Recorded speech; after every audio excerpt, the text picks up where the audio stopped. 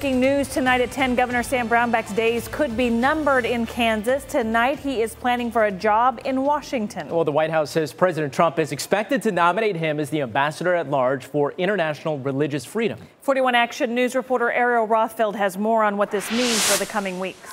This is one of the positions Governor Brownback was rumored to be a candidate for. He has not resigned as governor and won't until everything is made official, which local lawmakers warn could take a while.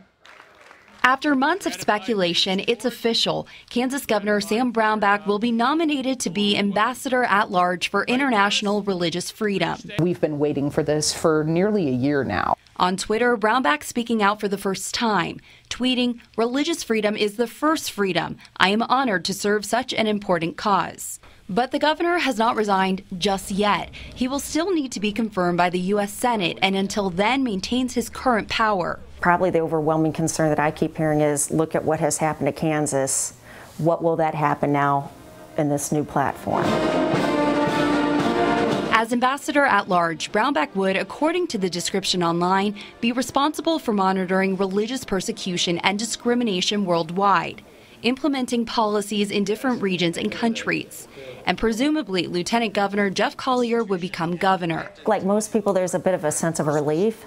However, with the potential of Lieutenant Governor Collier taking on the position, based upon what we've seen, it's likely that we'll see a lot of the same. A doctor from Johnson County, Collier is a conservative Republican who Brownback tasked with developing CanCare in the state.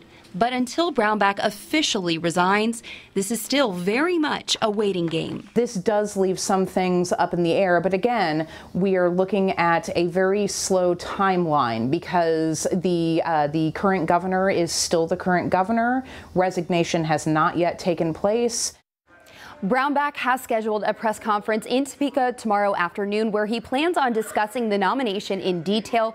The lieutenant governor was unavailable to speak to us tonight as he was speaking at a conference in Nashville about CanCare. Reporting live in the newsroom, Ariel Rothfield, 41 Action News. Ariel, thanks. Lieutenant Governor Jeff Collier has held that position since 2010 when he ran alongside Brownback. As lieutenant governor, he is not required to take public positions on controversial issues, but we do know he mirrors many of Brownback's policies, including being pro-life.